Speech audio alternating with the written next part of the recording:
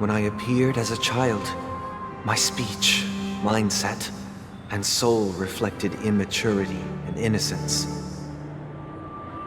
As I grew into adulthood, I left behind my childlike side.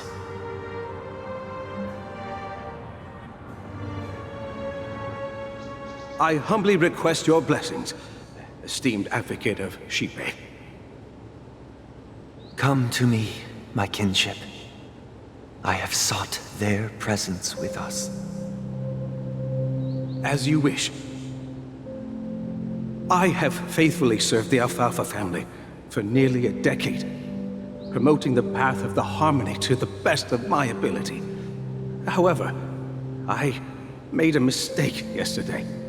While I was preparing dinner for the family head, I accidentally dropped a prepared dish on the floor. Out of laziness, I lied and claimed that everything was ready. Although the head has dismissed me as punishment, it has been tough to sleep with the guilt still gnawing at me, as I worried that the seeds of evilness may have taken root in my soul. So, I confess to you now, to seek atonement for my sins. Do you sincerely repent and vow to change your ways? Yes. Have you examined your soul and confessed all your sins? Yes. Are you willing to accept the process of atonement? Yes. Very well. Show your dedication and goodwill to the family, and you shall be reinstated among them. Now, please, leave in peace. Oh, praise Shipe. And thank you, esteemed advocate. Next, please step forward. I wholeheartedly confess to you. Please, pardon my sins. Rest assured, I have implored their presence to be with us. As long as you are sincere, absolution will be granted. Oh, great. You know, I arrived in Penacony as a stowaway. I sold everything to get a ticket. My house, my land, and my 2 children. I see. Please, go on. My children were starving, and I hoped they'd have a chance at survival if they became slaves here. If I can strike it rich here, I'll lift them out of that situation and give them the life they deserve. But the Bloodhound family got wind of it. They're on my tail, hunting me down. I thought I could bring my kids here. It was all my fault. All my fault. The family is ready to forgive all sinners. I'll ask the Bloodhound family to cease their pursuit. You don't need to live in fear anymore.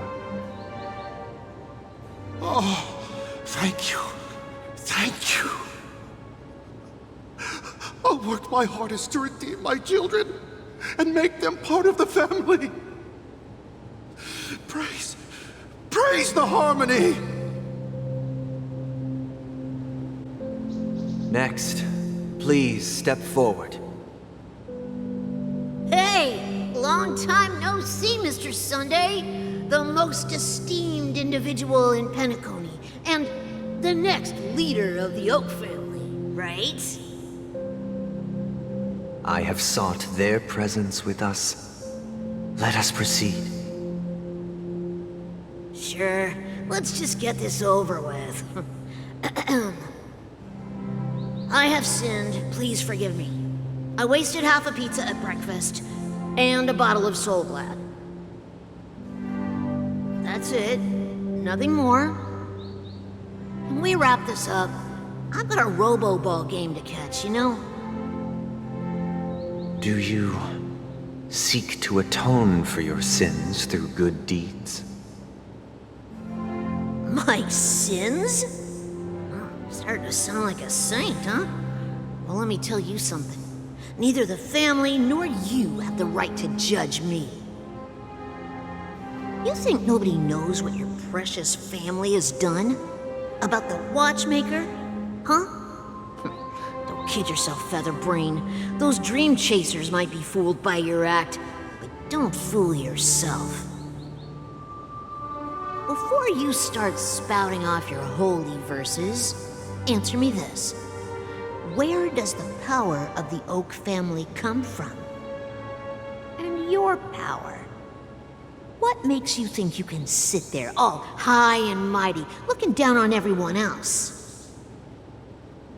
Well, I've spent enough time in confession today to enter the Harmony's paradise, right? Then I'll take my leave. Good luck with your election, and, don't make me regret my investments in you.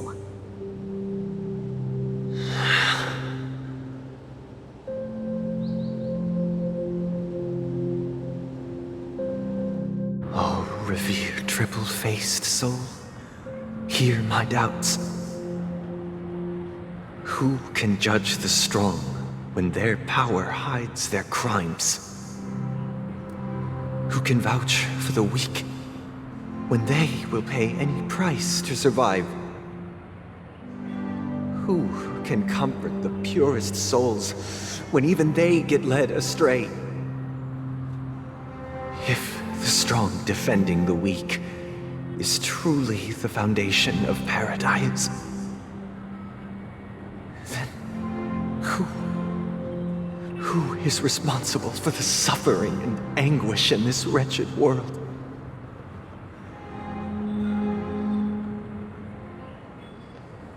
Brother? Brother? Brother, are you all right? I'm fine. I've been working long hours, and I just made a trip to Dreamflux Reef and back. So, I'm a bit out of sorts. But it'll all be over before we know it. You've been working non-stop on the Charmony Festival, Mr. Sunday, and no one could have predicted this incident. Even if the Stellaron does pose a grave threat, I still feel sorry for all the trouble we've caused you.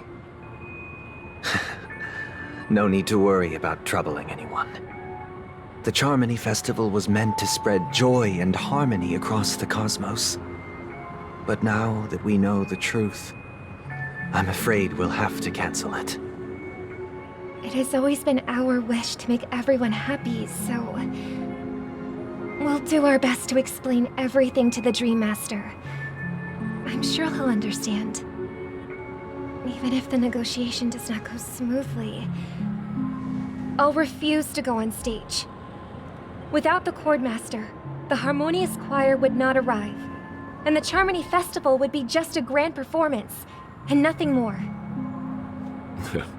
I'm relieved to see your determination. You know, since arriving in Penacony, we haven't had any contact with this Dream Master himself. I'd heard of the heads of the 5 major lineages, but the Dream Master is a mystery to me. The Dream Master rarely grants an audience, even for us. But, given the urgency of the situation, he's agreed to meet us in person. Perhaps you'll be the first guest to meet the Dream Master in years, Mr. Yang. Let's hope we can reach a consensus that satisfies everyone. Indeed. Let us hope so. It's about time. We'll have to get ready for the meeting. I apologize for any inconvenience caused by the urgency. Don't worry. I'll be waiting here. Dear, it's Mr. Sunday! Hey, come over here! Looks like someone needs help. let's go check it out.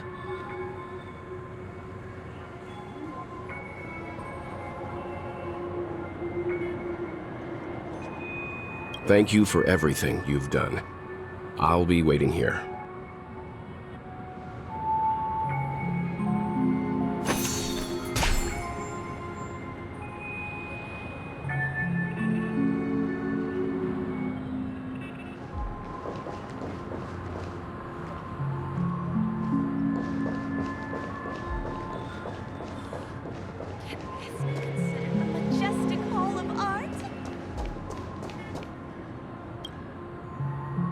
Mr. Sunday. Hey there! Okay, see the moon in the sky? It's about the size of the cap on my Soul Glad bottle. If I just reached out my hand, I could grab the moon, couldn't I? The moon? You mean the Grand Theater? Yeah. Look at me. I've been away from home for too long. I must be missing that moon. But it's no big deal. The Grand Theater here looks much better than the moon back home. It's just magnificent. They told me not to sell everything I had just to come to Penacony. How short-sighted. Selling everything you had? Why would you go to such lengths? Why? Can't you see? Life back home is miserable. It's not really living at all. It's better to be here at Penacony. No pain, no worries about tomorrow, just sweet dreams. You can do whatever you want. That's what I call living. Yeah, now this is the life. Is this truly living? Huh? What did you say, young lady? I didn't quite catch that. Oh, it's nothing, sir. You see, the traffic on Glocks Avenue can be dangerous. How about I ask a Bloodhound family member to escort you to Ideen Park over there, so you can continue enjoying your sweet dream? Oh, yeah, that's a great idea. Wow, no wonder you were the leader of this sweet dream. You're totally a lifesaver. See you around, Mr. Sunday, and it was nice chatting with you.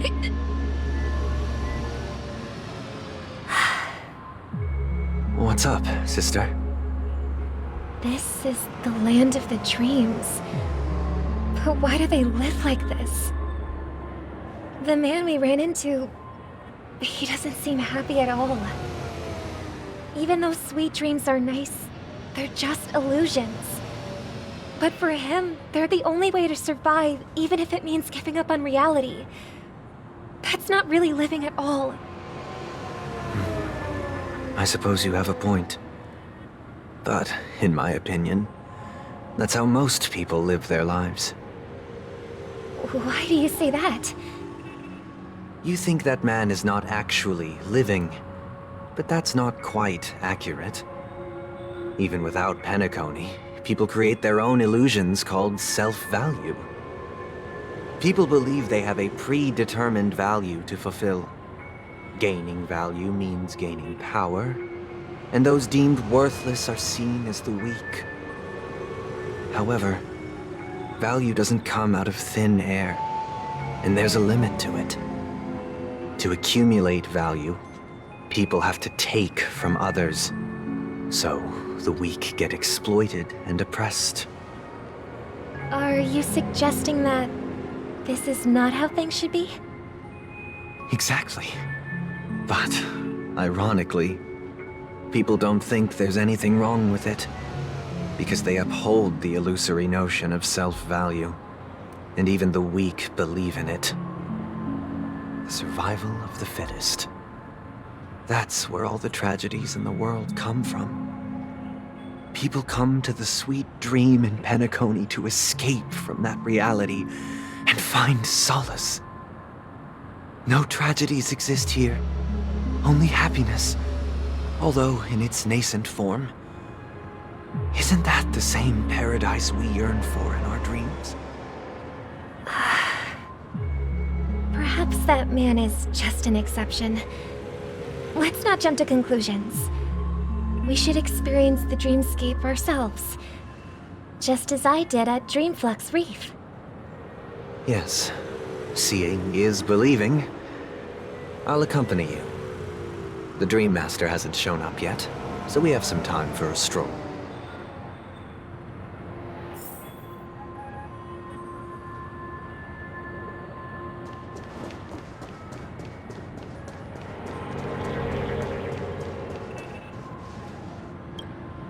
Glad to meet you again, Robin. How are the preparations for the Charmony Festival coming along? We're all so excited about it. It's going smoothly.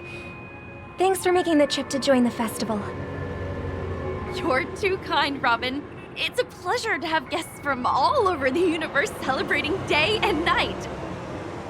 I can't stand being lonely or bored, so this jubilant dreamscape is perfect for me. But if this went on forever, would it get boring too? Nah, not at all. Who would get tired of having so much fun? Every day, you get to wear fancy clothes, explore all sorts of dream bubbles, indulge in delicious food without gaining weight, and you never get old or sick. As long as you can afford a room, this place is the ultimate paradise. But you know that only a few things can be brought back from the dreamscape to reality, right? That's exactly why I don't plan on bringing anything back. Just enjoying the dream itself is good enough for me. I mean, I'm not one of those long-living species. I only have around 60 or 70 years in this lifetime, and there's so much to worry about. Being happy here is pure bliss. Only in this sweet dream can I truly feel like I'm in control of my life and fate. Who would want to go back to reality after experiencing this bliss? I see. I genuinely wish you all the happiness in the world. And I wish you a fantastic performance, Robin! I'm off to the Blue Hour for the ball. See you later.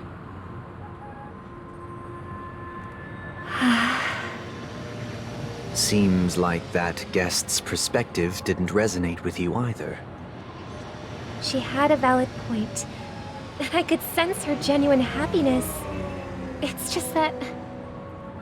What you're trying to say is, she thinks she's in control of her life, but in reality, she's just escaping from reality and seeking solace in this sweet dream. Once she steps out of this sanctuary, everything will be lost. Well, she did make mention of being able to afford a room, didn't she? However, the paradise in our dreams, it doesn't have to end. No, and the paradise we yearn for shouldn't be just a fleeting dream either.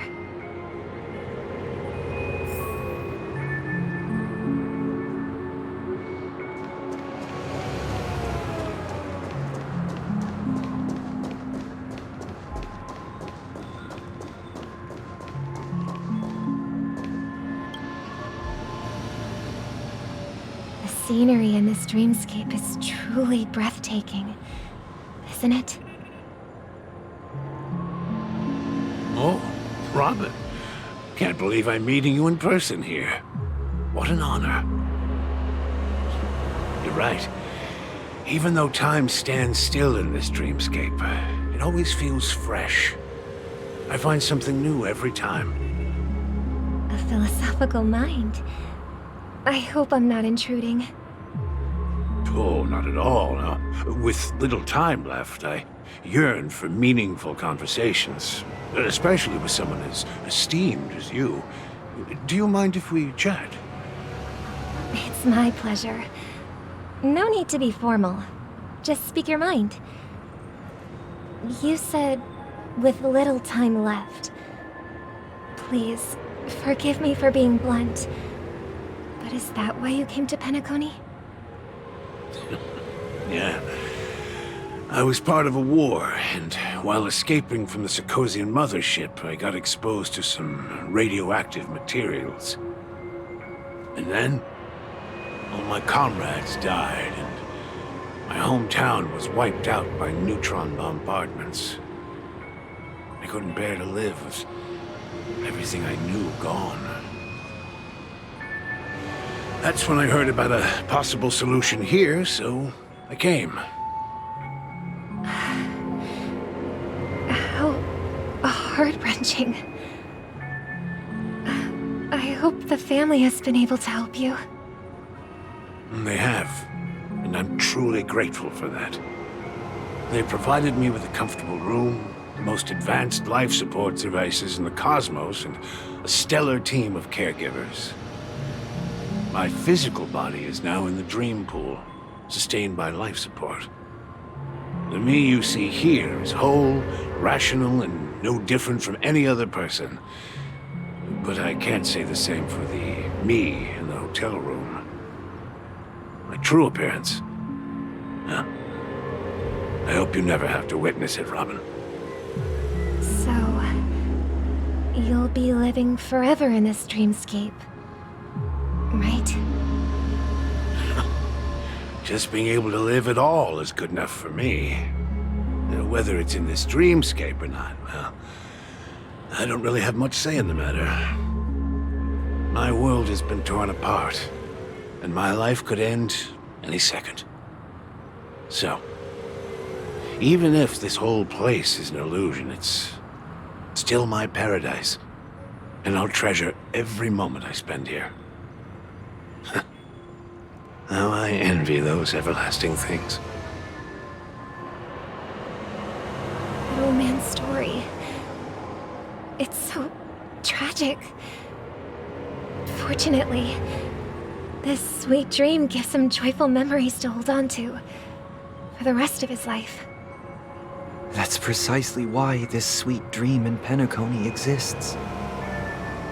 However, even this sweet dream has its limitations. While it provides solace to the disillusioned, it can't completely eliminate pain in reality. There will be a way out. Penacony is already on the right track.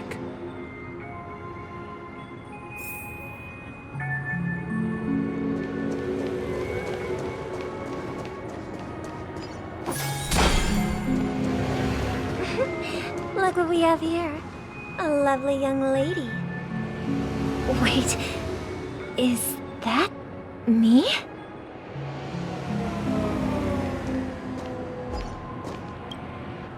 Brother, what a surprise to see you again. Show yourself. Your trick won't work on us. I've heard that a skilled mass fool received an invitation too. That must be you, right?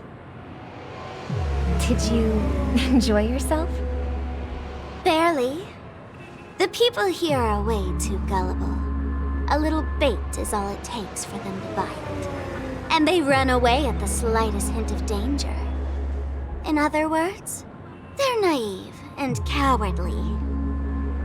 Now that you've had your fill, it'd be wise to leave before it's too late. The music of the harmony doesn't tolerate discord. What? Now that you have the real Robin, I'm useless? Oh, how disheartening. I've done so much for the family. You should be thanking me, because if it weren't for me cleaning up this mess, Penacony would still be in shambles. Don't you think? That was a personal request from the head of the Iris family, and it has nothing to do with us. Step aside and stop causing trouble for the Charmony Festival. The Charmony Festival? You think you can scare me? You think I have no idea what you're planning?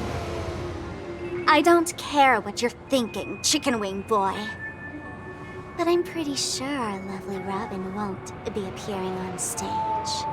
After all, you're well aware of what a sorry state this dreamscape is in under the banner of harmony. Penacony, the land of the dreams. Is this truly the paradise you desire? Stop it. What's the rush, chicken wing boy? Did I get to you? Our paradise is none of your concern, masked fool. Leave now, or the family won't tolerate you anymore. All right. I'll go. But Robin, I suggest you seriously consider this. Do you really believe those living in dreams can escape pain and find true happiness?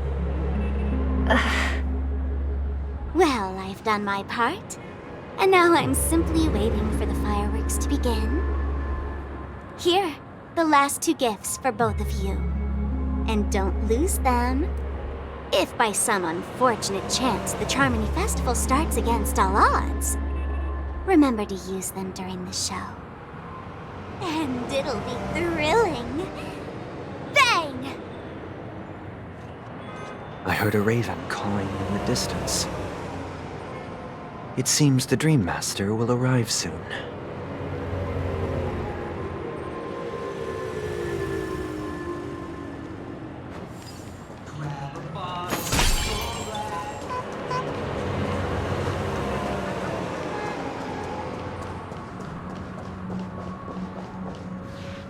Let's wait here for the Dream Master to arrive. Okay. By the way, brother, I heard you no longer have a sweet tooth. Back when we were kids, you used to steal my desserts. Seems like a lot has changed during my absence. What exactly happened? Well, someone has to stay awake even in this sweet dream. But that someone doesn't have to be you, or anyone in particular. You're carrying too much on your shoulders, brother. The paradise in our dreams. It shouldn't be like this. Penacony is nothing more than a dream. It can't erase the worries and pain of reality, or bring true happiness. It only offers an escape from reality. Nothing more. Remember the old man we met earlier? Without this dream, he might have completely lost himself. That might be true, but even without Penacony, he could have chosen another path. As far as I know, the Intelligentsia Guild has been promoting their rehabilitation techniques for a long time now. That path may have been more ordinary and challenging, but now he is receiving hospice care in a comatose state, and his fate is sealed. Is Penacony granting these people a future? Or is it taking it away from them? Well, don't forget this. Not everyone really has a future. The future for humanity is like the sky for birds. People mistakenly believe that flight is inherent to birds because they've never witnessed those birds crashing to their death. Do you remember how we took in that little Charmony dove when we were young? Yeah, we took care of it. Provided food and water, groomed its feathers. And later, when I decided to leave Penacony, I opened the cage and set it free. Well, I didn't mention what happened to it in my letters because I didn't want to upset you. Shortly after you left, it crashed to its death right in front of your window. I had surmised as much. I knew you wouldn't have avoided mentioning the bird for no reason. Despite that unfortunate outcome, I still believe it was the right decision. Birds aren't meant to spend their lives in cages. They belong in the sky, even if they can't fly. But here's the thing. If there are birds in this world that can never fly, can we really assert that they belong in the sky? Are you implying that the same goes for humans too? Let's take the Astral Express as an example. The Nameless made tremendous efforts to bridge worlds, gaining fame across the universe. However, only a few extraordinary individuals can endure such a perilous journey. That's because the pursuit of the Trailblaze exceeds the capabilities of ordinary humans. Otherwise, why would this path be filled with broken rails, an abandoned express, and even a fallen Eon? That's just sophistry. If that were true, then only the powerful would have the right to determine the future. Unfortunately, that's exactly what happens. Another name for the future is self-value. While this world has its fair share of heroes who inspire people and garner admiration for their heroic deeds, the majority of ordinary people will never become heroes in their lifetime. Some are born weak and vulnerable. Some find themselves trapped in unfortunate circumstances. Some fall victim to malice and cowardice. When it comes to survival, everyone is equal. And the weak can only watch as their value gets constantly diminished by external forces.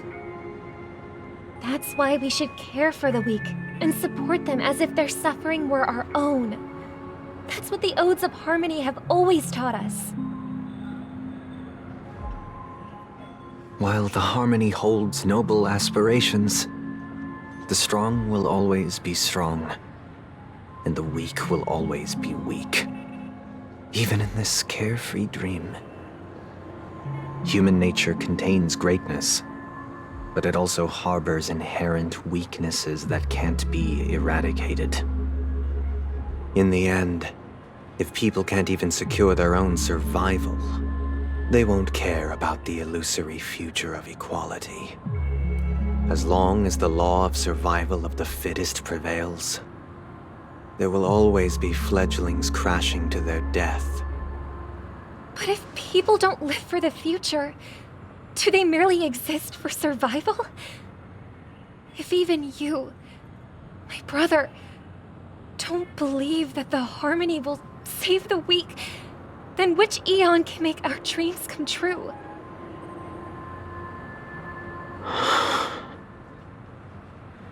People often forget that when the first bird took flight, the entire world envisioned a future where no more fledglings would ever crash to their death.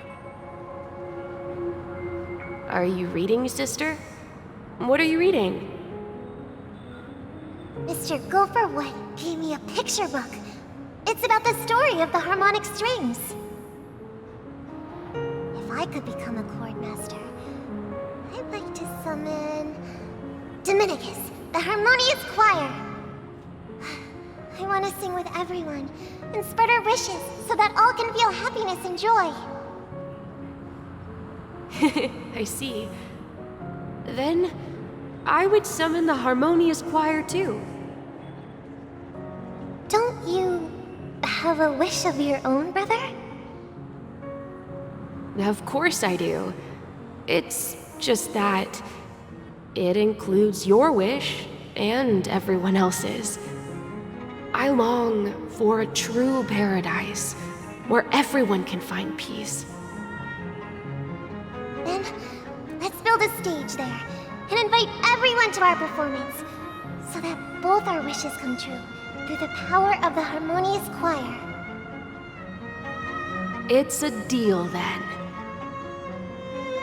Yeah, it's a deal. But how can I become a chord master?